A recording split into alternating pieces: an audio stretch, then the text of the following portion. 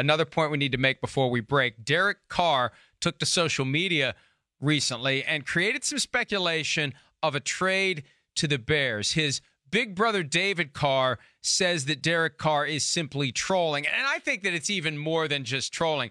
I think Derek Carr is frustrated by all the talk about being supplanted with the Las Vegas Raiders. So he's trying to turn the tables a little bit and try to generate a narrative where he's going to be supplanting someone else. Now, I don't know how much of an upgrade he is over Mitchell Trubisky, although Bears fans seem to think that anybody at this point would be an upgrade over Mitchell Trubisky.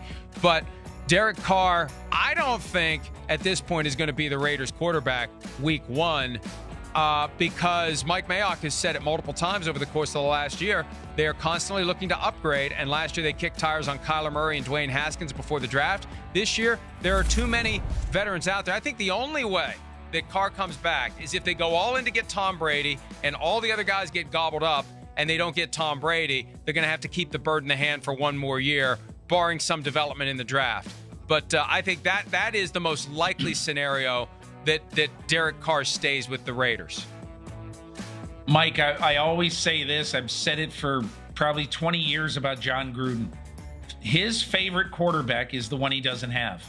And so I don't necessarily think Jon Gruden wouldn't play 2020 with Derek Carr. But every year, he is going to look for quarterbacks. He loves quarterbacks. I think if he could have the best life, you know what he would do? For 50 weeks a year, he would be the coach and quasi-personnel guy, of the Raiders.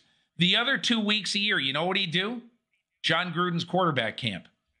He would have the top 6 or 8 quarterbacks every year sit in that dank room in Tampa with him, or now in Vegas with him, and he would just grind for 6 or 7 hours. He'd go out on the field and he'd watch him throw. He'd do all that.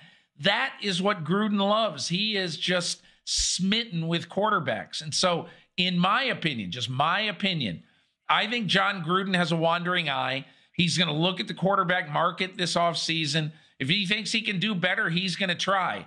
And I will be shocked, I've said it all along, if they don't make a play for Tom Brady. Chris Sims has been one of those quarterbacks on the roster while Jon Gruden's eye wanders toward others. Yes. And we've established recently that Jon Gruden is a quarterback hoarder.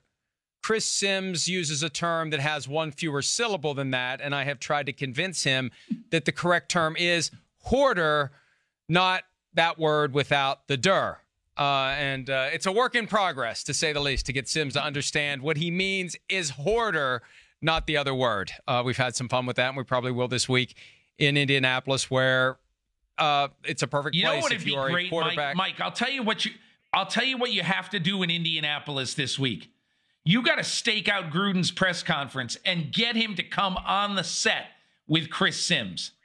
I want to see that. I demand to see Jon Gruden and Chris Sims on set. And by the way, Mike, you go to the men's room while they're on the air, okay? I just want to hear from Gruden and Sims. How great. Would that be must-see TV in the Florio household? Yeah, as long as you're not in there after having begun your prep for a certain procedure, I'll go to the men's room for that segment. Hi, I'm Mike Tirico, and thanks for watching. Make sure to hit subscribe for the latest news and highlights from NBC Sports.